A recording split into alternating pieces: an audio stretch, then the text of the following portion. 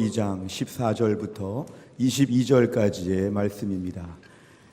신약성경 에베소서 2장 14절부터 22절, 신약성경 311페이지에 있습니다.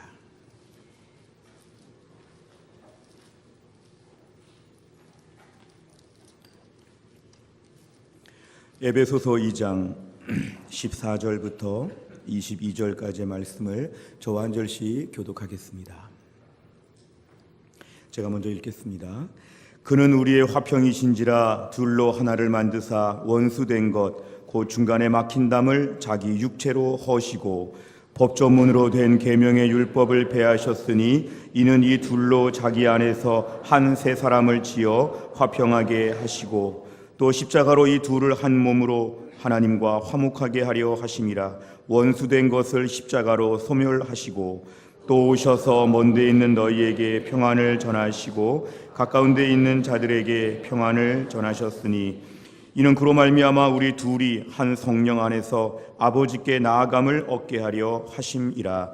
그러므로 이제부터 너희는 외인도 아니요 나그네도 아니요 오직 성도들과 동일한 시민이요 하나님의 권속이라. 너희는 사도들과 선지자들의 터 위에 세우심을 입은 자라. 그리스도 예수께서 친히 모퉁이 돌이 되셨느니라. 그의 안에서 건물마다 서로 연결하여 주 안에서 성전이 되어 가고, 같이 읽습니다. 너희도 성령 안에서 하나님이 거하실 처소가 되기 위하여 그리스도 예수 안에서 함께 지어져 가느니라. 아멘. 기도하겠습니다. 하나님 아버지, 이 시간 예배를 드리는 중에 하나님 말씀을 듣는 시간입니다. 하나님 말씀을 대언하는 주의 종을 성령으로 충만하게 하셔서 하나님의 말씀만이 선포되어지게 하여 주시고 권세 있고 능력 있는 하나님 말씀이 선포되게 하여 주옵소서. 하나님 말씀을 듣는 주의 백성들의 마음을 준비시키셔서 이 말씀 가운데 청종하여 말씀의 은혜를 받고 새 힘을 얻도록 하나님이 축복하여 주옵소서. 예수님의 이름으로 기도하옵나이다. 아멘. 오늘 본문을 보시면 사도 바울은 에베소에 있는 성도들에게 편지를 쓰면서 너희가 그리스도를 통하여 구원을 받게 되었기 때문에 이제 유대인이나 헬라인이나 아무 차별이 없이 동등하게 똑같이 되었다고 이렇게 말씀을 선포합니다. 우리가 무슨 사법고시를 봐서 다 합격한 것처럼, 사법연수원에 다 똑같이 들어온 것처럼 우리는 동등한 자격을 갖게 되었다는 것입니다. 사실 오늘 신약성경 당시에 헬라인들, 지중해 연안에 흩어져 있는 수많은 그런 이방 나라들과 유대인들은 뭔가 자꾸 섞이지 못하는 한계가 있었습니다. 정치적으로 볼 때 로마의 식민지 밑에서 모두가 다 로마의 그러한 어떤 정치적인 모든 주권을 다 내어준 상황 가운데서 많은 민족들이 섞여 살았는데 그리스 문화, 헬레니즘의 문화 가운데는 다 그리스를 부러워하고 그리스를 따라서 해보려고 하는 이 헬레니즘의 그런 시대였습니다. 그 가운데서 유대인들은 어느 민족이 보거나 좀 독특하고 괴짜 같은 유별난 민족이었습니다. 자기들끼리의 선민의식을 가지고 있다고 하고 자기들은 더 대단하다고 생각하고 다른 민족들이 볼 때 유대인들 아무것도 아닌데 자기들끼리 모여가지고는 늘 우린 대단하다. 이 이방인들, 이 개나 짐승 같은 이방인들 우린 선민이라 늘 이러며 다녔기 때문에 사실은 많은 주변에서 유대인들은 좀 손가락질을 받는 이상한 사람들이었습니다. 또 유대인들 스스로는 우리는 하나님께서 택해 주신, 우리만 택해 주신 우린 귀한 백성이다. 다른 민족들은 다 우리와 똑같지 않다. 이러면서 우월감에 도취되어 있었습니다. 근데 문제는 일반적으로 이러한 문화 가운데 살았다고 할지라도 교회 안에까지도 이게 들어왔습니다. 우리처럼 다 같이 모여서 예배를 드리면 우리 가운데서 유대인들 크리스찬과 이방인들 크리스찬이 뭔가 같이 모여 있긴 했지만 늘 불편했습니다. 유대인들은 저렇게 도도하고 율법을 가지고 자랑하고 쩍하면 아브라함 얘기하고 쩍하면 할례 얘기하고 쩍하면 자기들만 하나님이 사랑하시는 것처럼 유대인들은 말하니까 유대인은 기분 나빠. 유대인 보면 재수가 없어. 또 이방인들은 또 모여가지고 볼 때에 유대인들이 볼 때 저 나라 족속들 정말 저거는 아무것도 아닌 것이. 그러니까 서로 모여가지고는 교회 안에서조차도 물과 기름처럼 잘 섞이지 못하는 문제가 있었습니다. 문화적으로 대단하다고 하는 그런 헬라인들, 아니면 종교적으로 대단하다고 하는 유대인들, 이들이 모여서 늘 균열을 일으키고 뭔가 갈등이 있었던 게 초대교회 당시의 교회 모습이었습니다.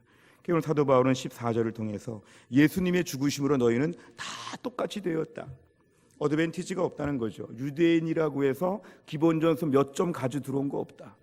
헬라의 높은 문화를 가지고 있다고 해도 너희가 기본 점수 몇 점 가지고 들어온 거 없다. 너희는 다 동등하다. 다 동등하다.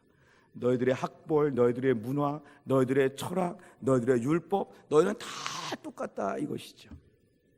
마치 우리가 개인의 소지품들이 많은데요, 그 소지품들을 들어오면서 문 앞에 다 내려놓고 온 것처럼 오늘 교회당에 들어올 때 여러분들의 학벌, 여러분들의 재산, 여러분들의 모든 것들 다 바깥에다가 풀어놓고 오늘 유니폼 갈아입고 여기 앉아있는 것처럼 너희들 예수 믿기 전엔 다 대단한 게 많았지만 예수 믿을 때는 아무것도 아니다. 옛날에 많은 사람들이 미국에 이민을 가게 되면요, 미국에 이민 가기 전에는 어느 나라에서 왔다든지 자기 장점과 단점과 모든 게 있지만 많은 분들 얘기를 들어보면 이민 가가지고 몇 년 지나면 결론적으로는 다 미국 사람 된다는 이야기들을 많이 합니다. 미국이 거대한 용광로 같다는 거죠. 어느 나라에서 왔던 어느 문화에서 왔든지 간에 미국에 와가지고 몇 년 섞이게 되면은 결론적으로는 다 미국 사람이지 이 중에 무슨 어느 나라 뭐 아시아인 유럽인들이 따로 없다는 거죠. 예수 믿는 것도 똑같습니다. 예수 믿기 전에는 나는 이것도 잘하고 이것도 대단하고 나 이런 점들도 있고 나는 원래 이렇고 뭐 복잡한 개개인별 뭐가 많았지만 예수 믿고 나면 다 용광로 속에 들어가서 녹아지고 없어지고 다 똑같아졌죠. 결론이 뭐냐면 크리스찬 한 명 나온 거죠. 크리스찬 1, 2, 3 계속 똑같은. 그러니까 우리는 예수 믿기 전에 우리의 독특성과 많은 다양한 점이 있지만 예수 믿기는 다 똑같이 하나가 되었다는 걸 반복적으로 기억해야 됩니다. 갈라디아 2장 16절에 보면은 복음을 이렇게 얘기합니다. 사람이 의롭게 되는 것, 율법의 행위, 율법 잘 지켜서 의롭게 되는 것, 이건 애초부터 불가능했다. 둘째 절 보시면 오직 예수 그리스도를 믿음으로 말미암는 게 의로워지는 방법이다. 원래 착한 사람, 세상적으로 업적이 많은 사람, 공부 잘한 사람, 도덕적으로 훌륭한 사람, 이런 거 다 중요하지 아니하고 예수를 믿으면 100% 의롭다고 봐주시는 하나님의 의, 저게 바로 복음 중에 복음입니다. 유대인들이라고 해서 종교적인 의로움을 많이 자랑해도 다 소용없다. 너희 한번 그쪽으로 한번 완벽해봐라. 완벽할 수 없다는 거죠. 헬라인들 문화를 자랑하고 인간적인 걸 자랑하고 철학을 자랑해도 한번 그쪽으로 다 뛰어봐라. 자체적인 모순이 등장하면서 너희 그거로 안 되지 않느냐. 결국 우리는 다 똑같다. 예수 그리스도의 십자가의 죽으심. 예수님이 나를 위해 이 땅에 오셨고 십자가에서 죽으셨고 그 예수님 믿으면 하나님이 나를 볼 때 그 많은 죄를 간과하시고 안 봐주시고 너는 100% 의로와 너는 70평생 죄가 하나도 없어 이렇게 불러주시는 게 바로 복음이고 의로워지는 참된 방법이라는 것입니다.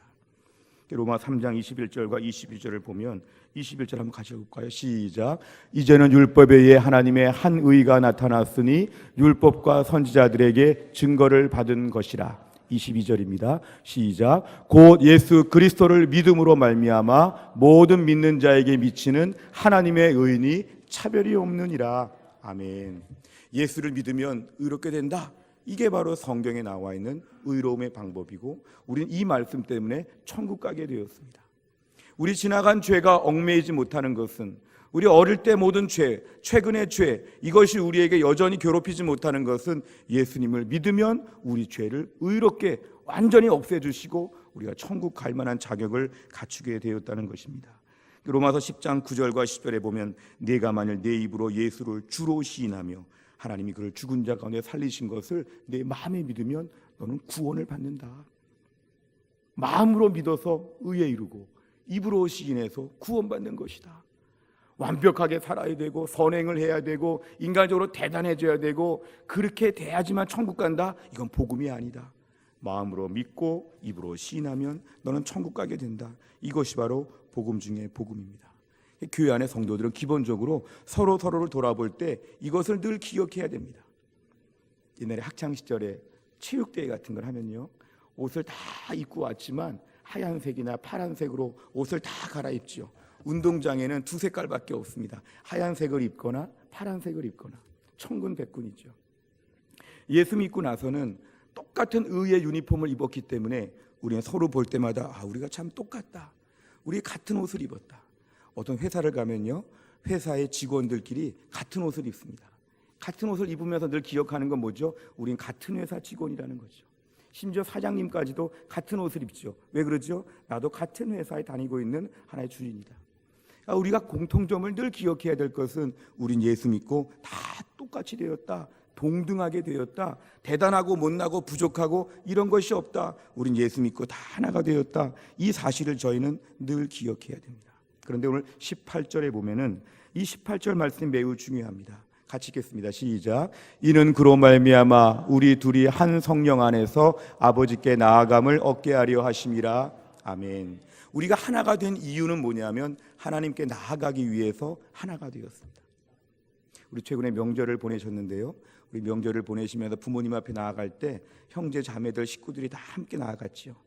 함께 나아갈 때 막 웃고 얘기하고 즐거워하고 하면은 우리도 기쁘지만 부모님들이 기뻐하시죠.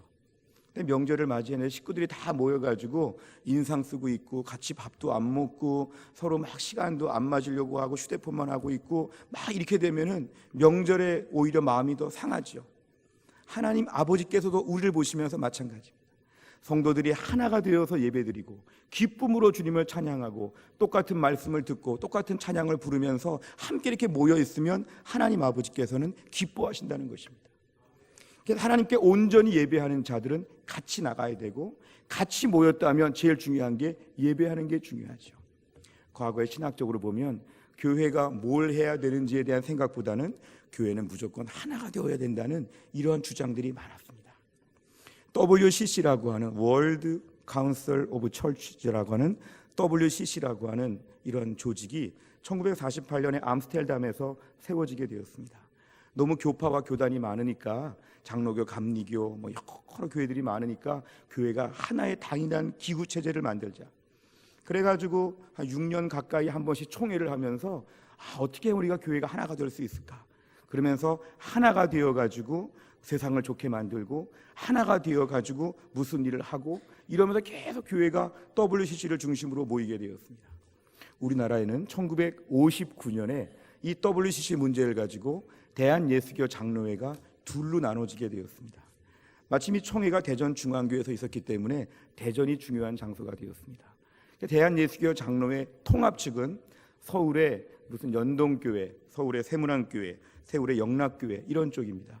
이 통합 측에 있는 목사님들의 생각은 뭐냐면 WCC에 참여하자, WCC에 참여해가지고 전 세계적으로 교제를 나누자, 이게 바로 통합 측 교회의 그때 주장이었습니다. 거기에 비해서 우리 교회가 속한 합동 측 총회는 어떤 교회가 있냐면 충영교회나 승동교회나 이런 교회들이 합동 측 교회였습니다. 뭘 주장했냐 하면 하나가 되는 거는 좋은데 하나가 되려고 하는 사람들을 보니까 자유주의 신학, 이 성경을 성경대로 믿지 않고 하나님의 말씀이 섞여 있고 하나님 말씀이 어느 건 되는 것이고 어느 건 인간의 말이고 이 성경을 성경대로 다 믿지 않는 사람들이 그 가운데 섞여 있고, 옛날에 호주에서 있었던 WCC 총회를 보니까 무당이 막 춤을 추는데 이걸 보고 성령의 역사라고 했던 이런 것이 있으니까 이거 우리가 신학적으로 같이 가기가 어렵다. 하나가 되는 게 중요한 게 아니라 진리 안에서 하나가 되어야 된다. 우린 같이 갈 수 없다. 이래가지고 결국 대한예수교 장로회가 둘로 나눠지게 되었습니다. 그 이후에 지금까지 역사가 이어지게 되었습니다. 장신대학교, 총신대학교, 통합 측, 합동 측 이렇게 나눠지게 되었습니다. 우리가 오늘날 교회가 하나가 되어야 된다, 우리가 오늘 하나가 되어야 된다, 이런 메시지를 많이 하는 것은 그냥 하나가 되는 것 자체가 중요한 게 아니라 단일화, 하나의 통일이 중요한 게 아니라 과연 우리가 진리 안에서 하나가 되느냐. 오늘 18절 말씀, 함께 모여서 아버지께 나아가느냐, 하나님 아버지께 온전히 나아가느냐, 우리가 신앙생활 열심히 하느냐, 하나가 되어서 하나님을 더 잘 섬기느냐, 이게 더 중요한 하나의 중심축이 되어야 한다는 것입니다. 그냥 하나가 되는 것이 중요하지 아니하고 하나가 되어서 하나님을 더 잘 예배하는 것. 교회가 하나가 되어서 우리끼리 친하고 우리끼리 막 이상한 데로 가면 안 되죠. 불신자들끼리 모여서 이상한 데로 가는 것처럼 교회가 이상한 쪽으로 막 가면 안 되죠. 교회가 하나가 되는 목적은 성경 말씀 중심으로 진리대로 신앙생활 하는 쪽으로 같이 가야지만 이게 진정한 하나됨이라는 것입니다. 그래서 우리가 항상 교회를 섬기면서 우리가 왜 하나가 되려고 하느냐, 우리가 왜 서로 붙어야 되느냐? 우리가 왜 서로 다투면 안 되느냐? 하나님께 온전히 예배하기 위해서 하나가 되어야 된다. 다시 말하면 예배 잘 드리기 위해서는 하나가 되어야 된다. 하나가 되면 예배 잘 드려야 된다. 이러한 진리가 우리 교회는 있습니다. 우리 교회가 교회 많은 사역들, 많은 기관들이 있지만 함께 힘을 모으고 열심히 할 때 항상 목적을 생각해야 됩니다. 우리끼리 친하고 우리끼리 좋으니까 하나가 되는 것? No. 우리끼리 모여서 하나가 되는 것 자체가 중요하지 않고 한 하나님을 온전히 예배하는 교회가 되게 하여 주시옵소서. 새해 교회를 위해 이렇게 기도해 주시길 바랍니다. 우리 교회가 진리 안에서 하나가 되게 하여 주시옵소서. 따라해 보실까요? 우리 교회가 진리 안에서 하나가 되게 하여 주옵소서. 아멘. 아멘. 이런 은혜 주시기를 주의 이름으로 축원합니다. 오늘 본문의 19절 이하를 보면 그래서 교회는 하나가 되는 게 중요한데 하나님을 예배하는 면에서 교회가 하나가 되어야 되는데요.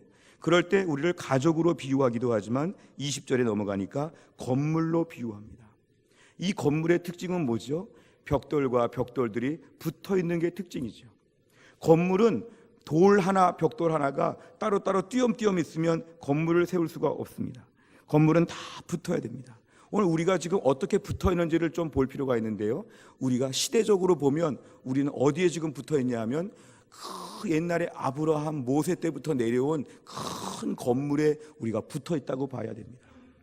우리가 지금 건물로 한쪽 모퉁이를 담당하는데 이 건물 저만치 가면 마치 중국의 무슨 만리장성을 보듯이 저만치 앞에 멀리 가면 누가 있냐면 이 건물 끝에 아브라함도 있고 모세도 있고 다윗도 있고 바울도 있고 디모데도 있고 다니엘도 있고 다 있다고 저희는 믿는 것이죠. 하나님 믿는 백성들은 하나의 건물처럼 다 연결되어 있다.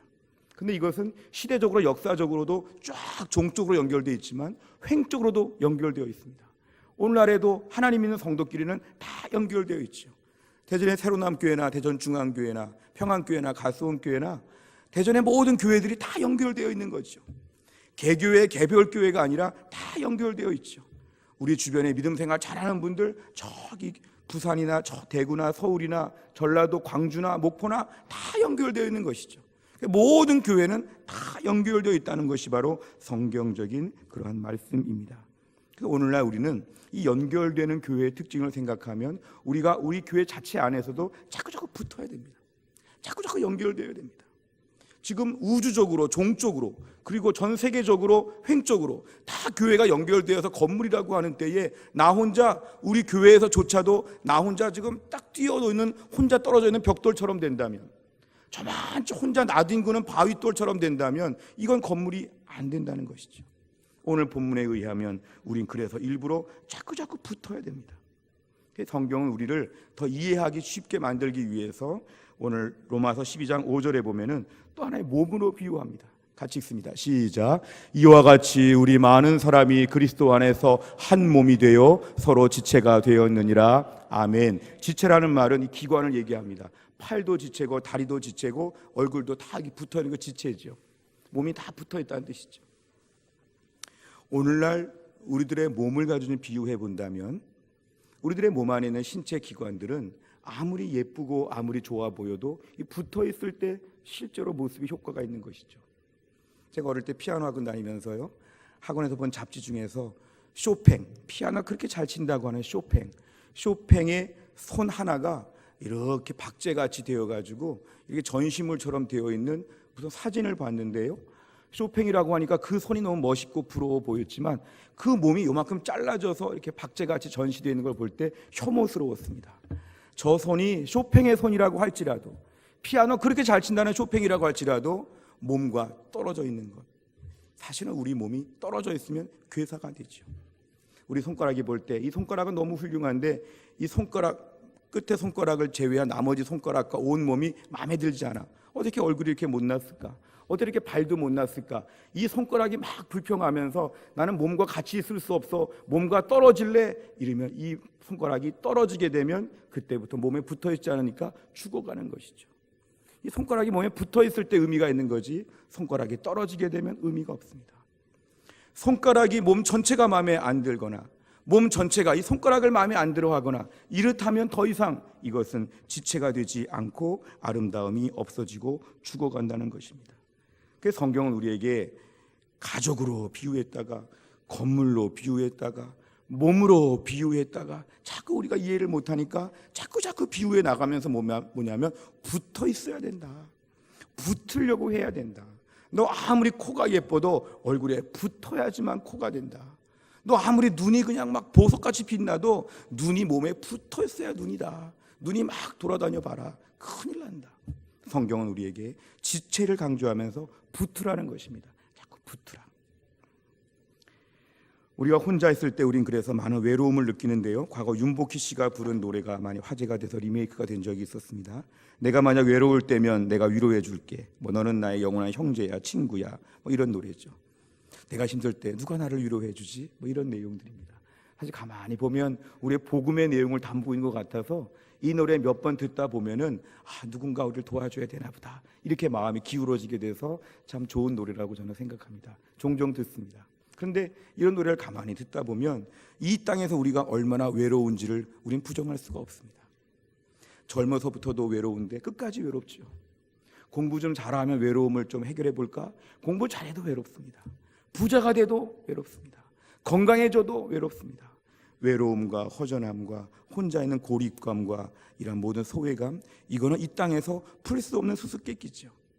영원한 친구가 누가 올지 모르지만 심지어 배우자라고 할지라도 심지어 부모라고 할지라도 끝까지 모든 걸 채워줄 수는 없는 우린 공허한 세상을 살고 있습니다. 어떤 분들은 나만 공허합니다 그럴지 모르지만 모든 사람들이 지금 공허하게 살고 있습니다. 말을 안 해서 그렇지 숨겨져 있는 울음과 슬픔과 아픔은 우린 다 똑같습니다.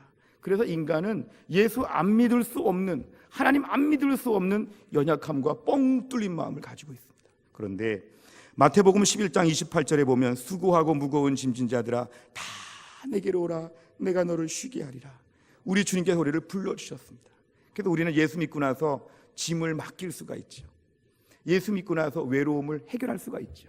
주님과 함께 거하니까 마음에 부요함이 있죠. 그래서 우리는 예수 믿고 나서 외로운 문제, 힘든 문제, 무거운 문제를 많이 해결하고 여기까지 왔습니다. 그런데 어떤 분들은 오해하는 분들은 예수님이 해결해 주시니까 사람에게는 조금도 마음을 내어주지 않고 조금 더 의지하지 않는 이런 분들이 있습니다. 하나님이 다 채워주시니까 사람은 필요 없다는 이런 식이죠. 근데 성경을 보면 하나님께서 사람들의 아픔과 외로움을 채워주시는 방법에 하나님이 사람들을 보내주십니다. 누구를 통해서 위로해 주십니다. 하나님이 직접 위에서부터 그냥 저 하늘에서부터 그냥 공중에서 급유해 주시면 좋겠는데 공중에서 급유해 주실 수도 있는 하나님께서 그렇게 채워주시기도 하지만 때로는 바로 옆에 있는 믿음의 배우자, 바로 옆에 있는 교회의 다락방 순원, 교회 권사님, 교회 장로님, 교회 목회자들을 통해서 하나님 계속 옆에서부터 채워주신다는 거죠. 그래 오해하지 말 것은 하나님께서, 예수님께서 우리 외로움과 아픔과 어려움을 이해해 주시고 도와주시지만 사람을 통해서 주신다는 걸 기억해야 됩니다. 히브리서 10장 25절에 보면 같이 읽습니다. 시작. 모이기를 패하는 어떤 사람들의 습관과 같이 하지 말고 오직 권하여 그날이 가까움을 볼수록 더욱 그리하자. 아멘. 말세지 말에 힘들고 어려울 때 모이지 말자, 이러한 주장들이 팽배합니다. 귀찮다, 팽배합니다. 모이면 상처받는다, 팽배합니다.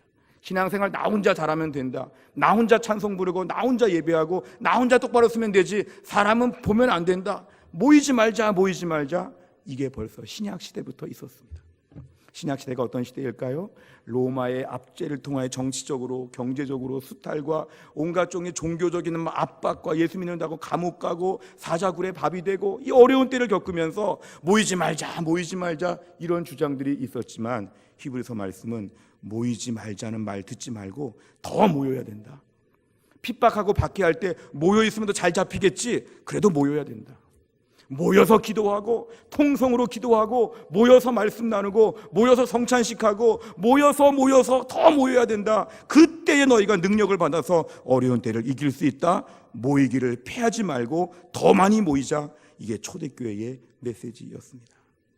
우리가 오늘 신앙생활할 때 모여야 하나님이 힘을 주십니다. 위에서부터 하나님이 주시는데 그렇게만 주시지 않는다는 것이죠. 100%를 그렇게만 주시면 우리 교회도 이렇게 모일 필요 없습니다. 인터넷으로 집에서 혼자 예배드리고 스마트폰으로 예배드리면 되죠. 은행으로 헌금 보내면 되죠. 이게 자꾸 같이 앉아서 옷 차려야 되고 화장해야 되고 복잡하죠. 혼자 신앙사람은 참 편하겠죠. 근데 하나님이 은혜 주시는 방식은 모일 때 은혜를 주신다는 거. 번거롭지만 모일 때 은혜를 주신다는 거. 베드로전서 4장 8절 말씀 보면 무엇보다도 뜨겁게 서로 사랑할지니 사랑은 허다한 죄를 덮느니라. 아멘. 힘들고 어려울 때 초대교회 메시지는 이것이었습니다. 너희들 힘들고 어려울 때, 베드로전서는 그런 핍박을 배경으로 합니다. 너희가 뜨겁게 사랑해야 돼. 하나님이 사랑해 주시지요. 그러나 너희끼리 사랑해 줘야 돼. 하나님의 사랑이 안 보이죠? 너희끼리 사랑하는 게 보이잖아. 너희끼리 사랑해 줘야지. 하나님 저를 사랑해 주심을 믿습니다 그랬는데 하나님의 사랑으로 마음이 담대해지게 되었는데 어느 옆에 있던 권사님이 와가지고 많이 힘들지? 내가 너를 위해 금식하고 있어요. 내가 너를 위해 매일 기도해. 내가 너무 몸이 아파요. 누가 전화가 와가지고 내가 매일매일 기도하고 있어. 힘을 내. 지금을 좀만 참아봐.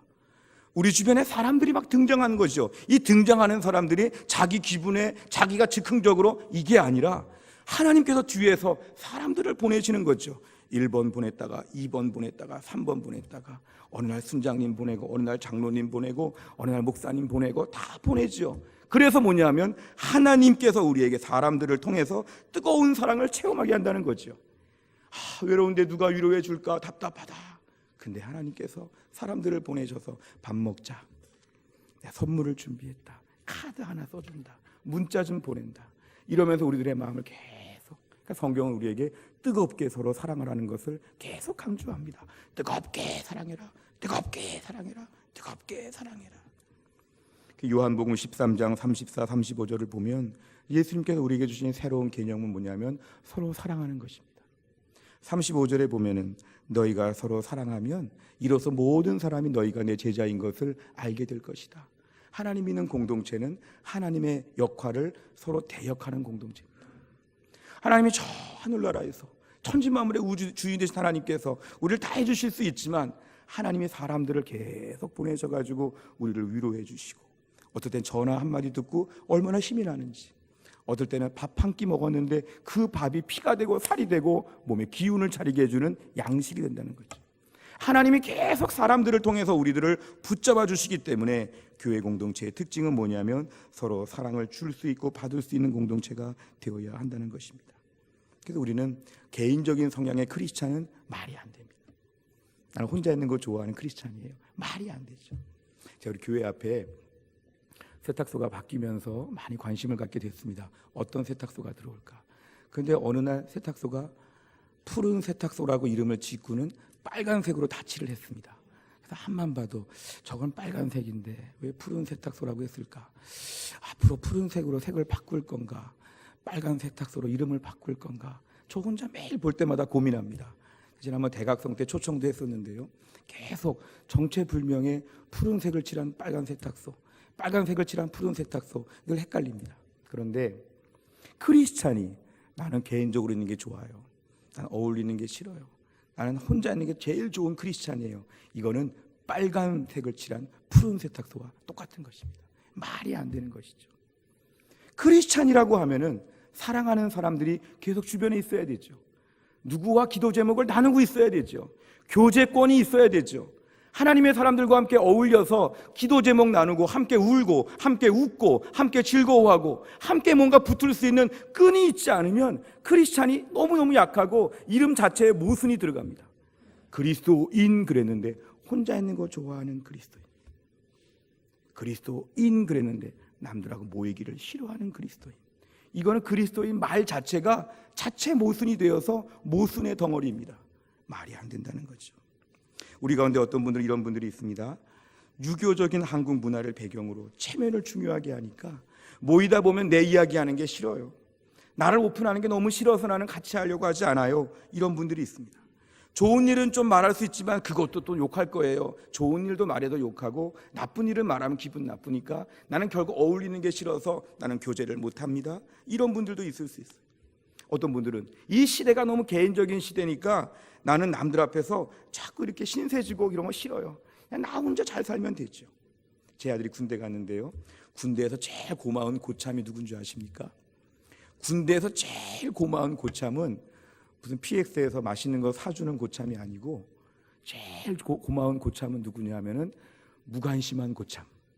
절대로 알아봐 주지도 않고 신경 쓰지도 않고 자기대로 사는 고참이 제일 고맙다고 하죠. 현대인들의 마음이 그런 거죠. 누가 잘해준다 그래도 부담이 됩니다. 그냥 당신이나 잘하고 사세요. 당신 일이나 잘하세요. 내 문제 개입하지 마세요. 나를 위해 기도해 주지 마세요. 당신 거나 기도하면 되지. 다가오지 마세요. 싫어요. 왜 가까이 와요? 전 싫어요. 혼자 있는 게 제일 좋아요. 이러면서 현대 사회가 점점 더 개인화되는데 이거는 비성경적입니다. 우리 안에도 이런 시대 가운데 살기 때문에 어쩔 수 없이 혼자 하는 게 좋다고 하는 마음이 자꾸 들면 이건 비성경적입니다. 사탄이 저 뒤에서 우리를 조종하는 것이죠. 이런 식으로 해서 공중 급유를 받지 못하고 바로 옆에 있는 급유도 받지 못하게 우리를 계속 몰아가는 것이죠. 이런 시대를 저희는 거부할 수 있어야 됩니다. 성향적으로 볼 때도 이런 분이 있죠. 혼자 있는 거 좋아하시는 분, 혼자서 커피 마시고 혼자서 영화 보고 혼자서 가만히 생각하면서 좋아하는 분들, 아무도 없고 어디 혼자 있으면 그렇게 마음이 편안한 분들, 화장실 같은 데 가야 제일 마음이 편안한 분들, 기질이죠. 그러나 그런 기질임에도 불구하고 예수 믿으면 바뀌어야 됩니다. 주님 저 원래 이런 거 아시잖아요. 서로 모이기를 패하지 말라고요. 저는 모이기를 많이 패했어요. 제 기질이 원래 그래요. 주님 이렇게 만들어 놓으시고는 왜 저를 모이라고 하세요? 기질과 안 맞잖아요. 주님 이렇게 말할 수 없다는 거죠. 왜냐하면 복음 안에서 우리는 변화되어야 한다는 것이죠. 우리가 더 이기적이고 더 개인적이고 더 혼자 있기 좋아하면 제대로 된 신앙생활 할 수 없다는 것입니다. 폴 트루니에라고 하는 유명한 상담가가 얘기한 대로 혼자서 할 수 없는 것 두 가지. 결혼 혼자 못하고 신앙생활 혼자 못한다는 거죠. 결혼을 어떻게 혼자 하겠어요? 나는 다 준비됐어. 나는 혼자 결혼해.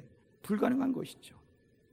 또 한 가지는 지금 너무 힘든 문제가 있기 때문에 나는 문제가 해결되면 남들과 교제하겠다. 이런 분들은 정말 안타깝습니다. 이런 분들은 교제가 매우 필요한 분들입니다. 힘들고 어려운 문제 다 해결하고 교제하고 공동체에 들어가고 남들하고 붙으려고 하면 이때는 너무 늦게 붙은 것이죠. 힘들고 어려울 때 힘을 받아야 되는데 힘 받는 거 다 거부하고 내가 혼자 알아서 다 해보고 마지막에 가서 합치겠다는 것은 불가능한 일입니다.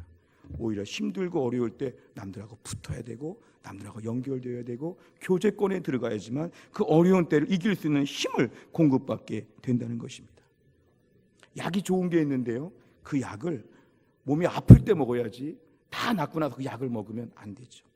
하나님이 교제를 통해 우리에게 주시는 은혜와 축복이 많다면 제일 힘들 때일수록 오히려 더 발벗고 나와가지고 다락방이나 전도회나 교회 안에 교제하는 자리에 자꾸 들어와야 됩니다. 지금이 제일 필요합니다. 제가 우리 교회 지금 다락방 제일 많이 필요합니다. 저를 빨리 받아주세요. 이렇게 신청해야 되는 것이 바로 이때라는 것이죠. 그래서 우리는 교회 안에서 자꾸 붙으려고 해야 됩니다. 자꾸 연결되려고 해야 됩니다.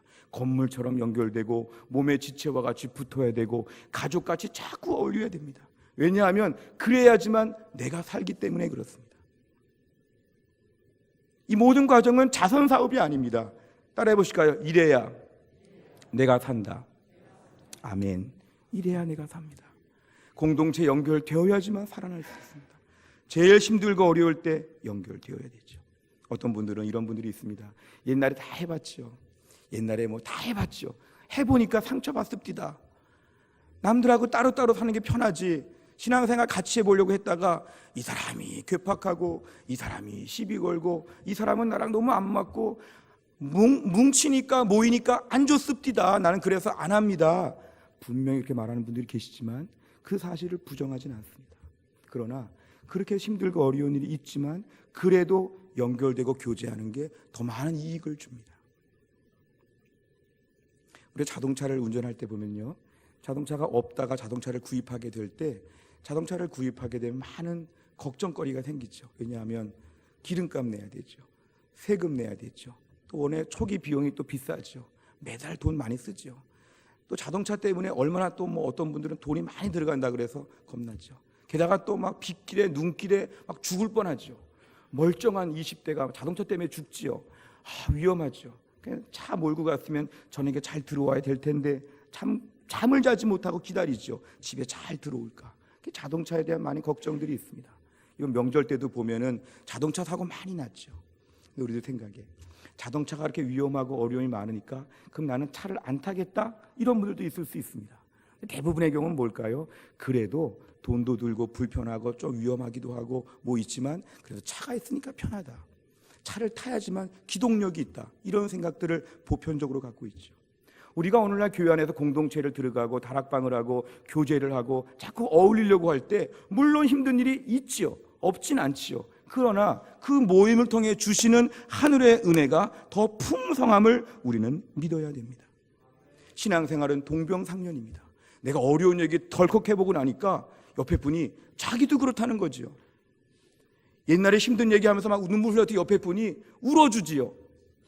같이 기뻐해 주죠. 내가 어려운 시험에 붙었습니다. 그러니까 세상 아무리 돌아다녀도 아무도 기뻐해 주지 않는데 기도해 주던 사람들은 눈물을 흘리며 기뻐하죠. 내가 오늘 병원에서 퇴원했습니다. 아무도 안 알아주죠. 그랬어요.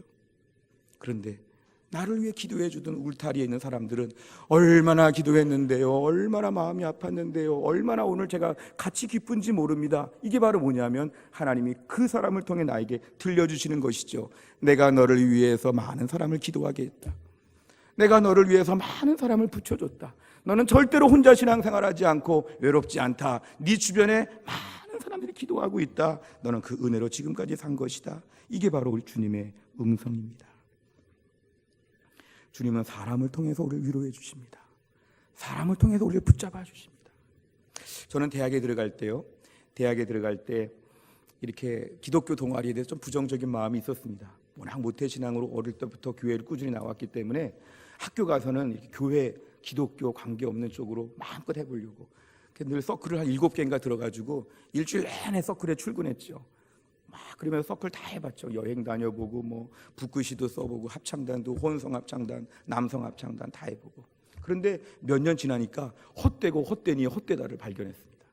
다 정리하고 마지막에 IBF를 들어갔는데요. IBF에 딱 들어가 보니까 머리도 좀 빠졌지, 복학생이지, 또 신학과 전공이라고 하지, 다들 기피하는 혐오 대상이었습니다. 우리 속으로 들어오면 어떻게 할까? 근데 저를 덜컥 맡아준 게 간사님이었습니다. 간사님 저보다 몇 살 많으니까 간사님이 저를 맡고, 저는 93학번들 애들하고 함께 소그룹을 이루어서 공부했는데요. 지금 뭐 판사 되고 간호사 되고 선교사가 되고 다 애들이 흩어져 있지만 전국에 그때 같이 소그룹 했던 첫 번째 그 소그룹을 잊을 수가 없습니다. 한 주간 동안 어떻게 지냈는지를 다 얘기하다가 울고 다 메모하고 기도 제목 다 적고 하나님 말씀 같이 나누고 막 2-3시간 동안 모여서 한 4-5명 그렇게 모여서 기도하는데 얼마나 은혜로웠는지 모릅니다. 지금도 그때 그 은혜를 기억하고 있고 지금도 자신 있게 말하는 것은 하나님 믿는 사람들이 말씀 중심으로 교제하고 뜻깊게 기도하고 울고 웃고 함께 교제하면 하나님 그 가운데서 큰 힘을 베풀어 주신다는 것입니다. 하나님 믿는 백성들의 모임은 그래서 능력이 있습니다. 말씀 나누고 기도하고 은혜 받게 되면 하나님 그 모임을 통해서 사람들을 살려주신다는 것입니다. 오늘도 우린 교회 안에서 영적인 이런 울타리들을 소중하게 여겨야 됩니다. 나를 살려주는 울타리다. 우린 그래서 오늘도 신앙생활을 하면서 날마다 주님을 온전히 붙잡을 때 주님을 붙잡지만 옆에 있는 사람들을 계속 붙잡으면서 연결되려고 계속 노력을 해야 됩니다. 우리 가운데 전도회 회장님들, 오늘 전도회 회원들 다 연락해 보시기 바랍니다. 오늘 다락방 참여하지 않는 분들을 알고 있다면 우리 순장님들 다 연락해 보시기를 바랍니다. 다락방에 같이 합시다. 우리 전도회 같이 합시다. 우리 같이 모여서 은혜 받읍시다. 혼자서는 안 됩니다. 얘기해 주게 되면 우리 공동체가 겹겹이 은혜의 울타리들로 풍성하여서 교회도 견고해지지만 우리 개인들의 심령이 튼튼하게 세워질 수가 있을 것입니다. 오늘 말씀을 통해서 우리 교회 모든 성도들 신앙생활 혼자서는 안 됩니다. 공동체로 모이고 기도하고 말씀 나누는 이 든든한 교제의 울타리, 이 교제를 가지고 새봄 은혜롭고 풍성한 신앙생활을 통해 하나님을 더 깊이 알아갈 수 있기를 주의 이름으로 축원합니다. 기도하겠습니다. 하나님 감사합니다. 오늘 주의 백성들이 나와서 말씀을 듣는 중에 혼자서 신앙생활 할 수 없다고 하는 메시지를 듣습니다. 주의 백성들 마음에 그동안 혼자 많이 버텨왔는데 오늘 공동체의 소중함을 알고 전도회에 들어가고 다락방에 들어가고 함께 모여 기도 모임을 통해서 은혜 받으며 끈끈하게 묶여져서 어려운 때를 승리하며 이기게 하여 주시고 새봄 우리의 인생의 가지에도 꽃이 필 수 있도록 축복하여 주시옵소서. 예수님의 이름으로 기도하옵나이다. 아멘.